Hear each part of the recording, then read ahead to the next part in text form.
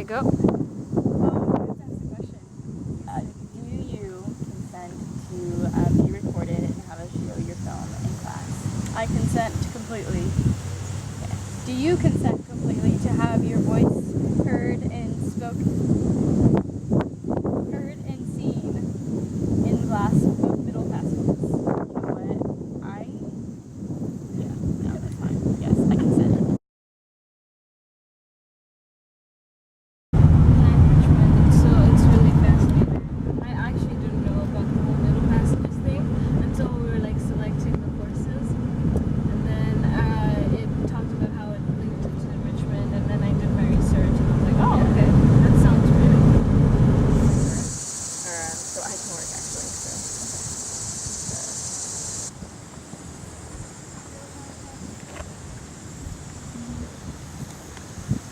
So King Arthur.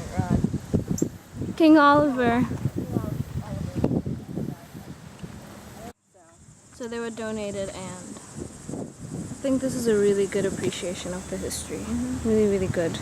We got more up here. It continues all the way down. Oh my gosh.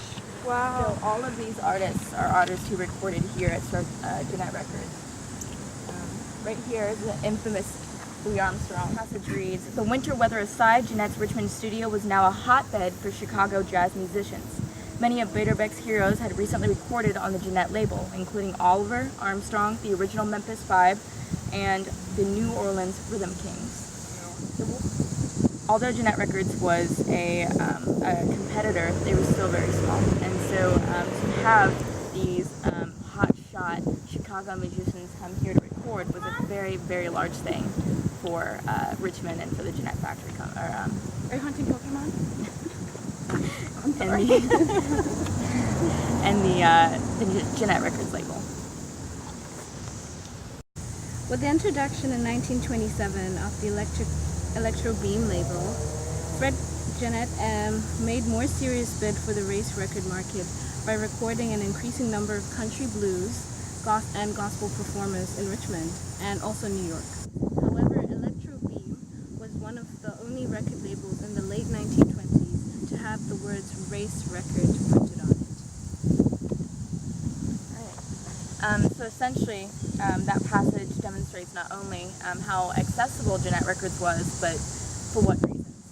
We see at once the duality of how many amazing black artists were able to record here for blues, for grassroots, for gospel, for whatever it was, but at the same time that Jeanette Records still had the core of racism within it. And it's important to think about the duality of these two things. So even though we have this wonderful Walk of Fame, and there was so much wonderful black history that was being made here in terms of music, there was still that underlying racism that pervaded the entirety of America. Jeanette's payments to black blues players were notoriously low. The studio would pay them a flat $5 to $15 per session, or the standard royalty payment of 1 penny for each copy sold. And this picture right here was just... That's a furnace. Okay. So that's what's left of Jeanette Studios, and wow. And the entire Walk of Fame runs all the way up. Wow. So awesome. And it's pretty sad to see the vandalism, really. Yeah. Because this is a really big part of history that probably a lot of people in Richmond don't know about. No, we don't. Yeah. This is cool.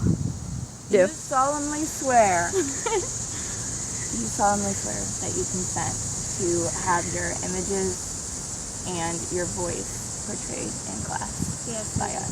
Specifically the Middle Passages seminar. I do. Okay.